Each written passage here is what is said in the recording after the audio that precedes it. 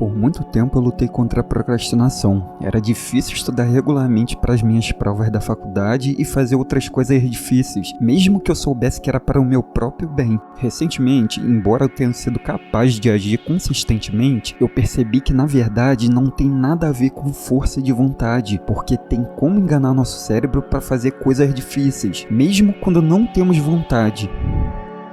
Para enganar nosso cérebro, primeiro temos que observar como nossa mente funciona, porque nossos comportamentos têm padrões e se nós prestarmos atenção, descobriremos que o trabalho duro sempre envolve dois tipos de resistência. O primeiro são emoções negativas. Uma boa analogia a se usar aqui é imaginar que nosso cérebro é como uma criança mimada. Quando elas não conseguem o que querem, o que elas fazem?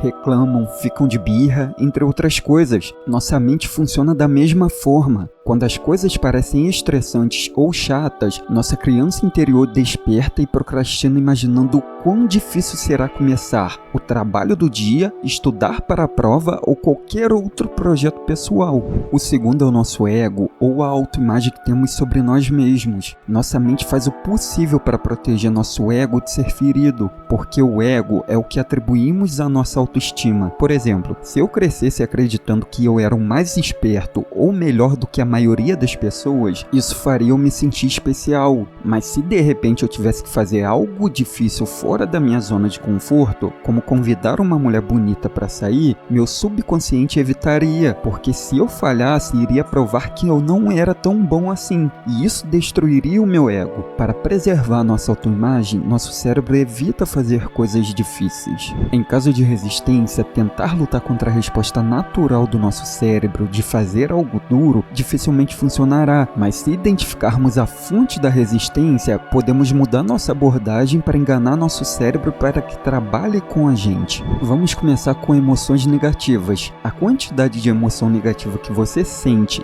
em relação a algo depende diretamente do tamanho disso. Por exemplo, a sensação de tédio seria provavelmente pior se eu soubesse que teria que passar 2 meses sem meu celular versus passar 1 hora sem ele. Eu provavelmente me sentiria mais sobrecarregado se eu tivesse que escrever um livro inteiro ao invés de um parágrafo. Nossa mente é muito visual, ela faz um cálculo mental sobre a quantidade de esforço que será utilizado para esse objetivo final. A primeira dica é dizer a si mesmo que você só vai fazer um pouquinho da coisa difícil, você só vai dar um passo de bebê. Levantar o próprio peso parece muito difícil? Vamos apenas fazer uma série de supino. Correr 10 km soa muito longe? Mas ei, vamos apenas dar uma volta no quarteirão. James Clear chama essa técnica de regra de 2 minutos. Podemos diminuir a dificuldade da tarefa para que as emoções negativas em torno dela não pareçam tão opressoras. Faça a coisa difícil apenas um pouquinho e depois reavalie como você se sente, que não foi tão ruim assim. Então, como seria fazer isso apenas um pouco mais? Quão ruim seria resolver mais um problema de matemática ou mais um supino? Quando dividimos um desafio enorme e assustador em passos muito pequenos, não vai parecer tão assustador e será mais provável que sigamos em frente.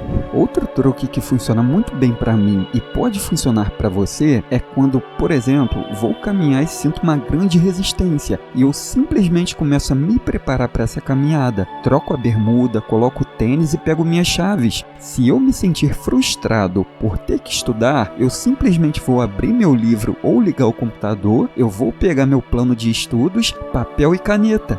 Repare que não digo a mim mesmo que eu vou fazer essas coisas. Eu apenas começo a me preparar e geralmente apenas passando por essa etapa de preparação, você acaba se convencendo de que poderia muito bem fazer agora, já que você está pronto. Sério, essa dica funciona, apenas experimente. A próxima técnica que você pode tentar é agrupar trabalho duro com trabalho agradável ou com recompensas. Lembra que eu falei que nosso cérebro é como uma criança mimada? Então, precisamos falar com ele pensando dessa forma, ou então encontraremos ainda mais resistência. Por exemplo, se você está cuidando de um garoto e ele começa a fazer birra por ter que fazer o dever de casa, você pode dizer a ele que quando terminar a lição de casa, ele poderá escolher um filme. O processo de agrupamento é incrivelmente subestimado, mas pode trazer bons resultados.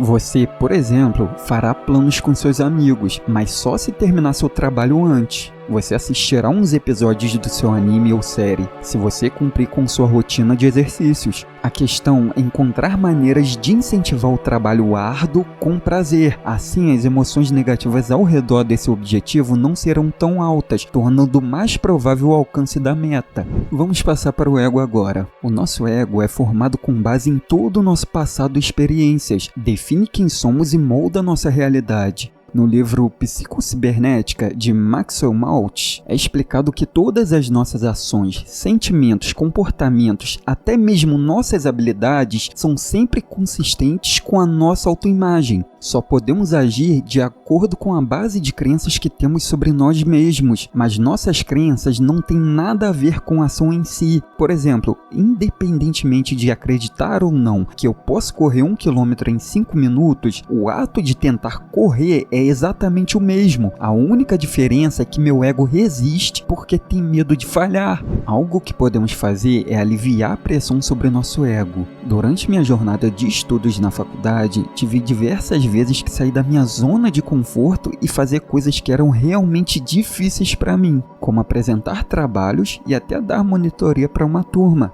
E se você nunca fez isso antes e sabe que não vai ser muito bom nisso e as pessoas te observarão, prestarão atenção em você, no seu desempenho, deixe-me dizer que é aterrorizante. O que fez a chave virar na minha cabeça foi pensar que era um processo de aprendizagem. Assim como eu, todos eram iniciantes ali. Se tirarmos a pressão sobre você concentrando-se em algo mais realista que te dê confiança, motivação ou até mesmo pensando em se divertir, a resistência cai e podemos apenas começar a desfrutar da tarefa e realmente executar melhor. É claro que acordar às 5 da manhã no frio para ir para academia não parece nada divertido e nem motivador. Mas há outro truque que podemos usar em nosso cérebro, que é alterar a narrativa que temos sobre nós mesmos. Todos falam com si mesmos, mas o que a maioria das pessoas não percebe é que as palavras que usamos são muito importantes. Há nuances na língua que podemos usar para enganar nosso cérebro. Por exemplo, mudar a narrativa para que as ações daquela coisa difícil se alinhem com a sua identidade. Veja esse exemplo. Se eu disser a mim mesmo que preciso malhar e entrar em forma, meu cérebro recebe a mensagem, processa e decide que não vamos fazer isso hoje, porque, por definição, se eu preciso entrar em forma, isso significa que eu, de fato, não estou em forma, e alguém que não está em forma não é alguém que malha, e por isso eu não vou malhar. Meu cérebro vai resistir a malhar e chegar a essa conclusão maluca, porque não se alinha à minha identidade. Mas se eu reorganizar um pouco as palavras e disser a mim mesmo que eu sou uma pessoa que treina, o que as pessoas que treinam fazem é ir à academia e elas provavelmente estão em ótima forma, isso significa que eu iria para a academia, fazendo aquela coisa difícil que vai se alinhar com a minha autoimagem. Lembre-se que só podemos agir de acordo com a forma como nos vemos. Eu sei que isso pode parecer loucura, mas eu não estou dizendo para mentir para si mesmo. Obviamente, não posso dizer que sou uma pessoa que vai lançar uma empresa bilionária amanhã. Isso é pura tolice, mas é por isso que a linguagem é tão importante. A chave para enganar nosso cérebro é alinhar nossa identidade com as ações da pessoa que queremos nos tornar, não com o resultado final. Eu não estou dizendo que sou super maluco, estou dizendo que sou alguém que treino. Você vê a diferença. Um deles é baseado no progresso, baseado em ações, e o outro é baseado na fantasia. É claro que não queremos que nosso cérebro esteja em estado constante de engano. Enganar nosso cérebro não é uma solução permanente para fazer um trabalho difícil. Uma vez que somos capazes de cultivar consistência em nosso trabalho e em nossos hábitos, cria-se um efeito bola de neve, que perpetua a motivação, ações consistentes que levam ao progresso, levando a mais motivação.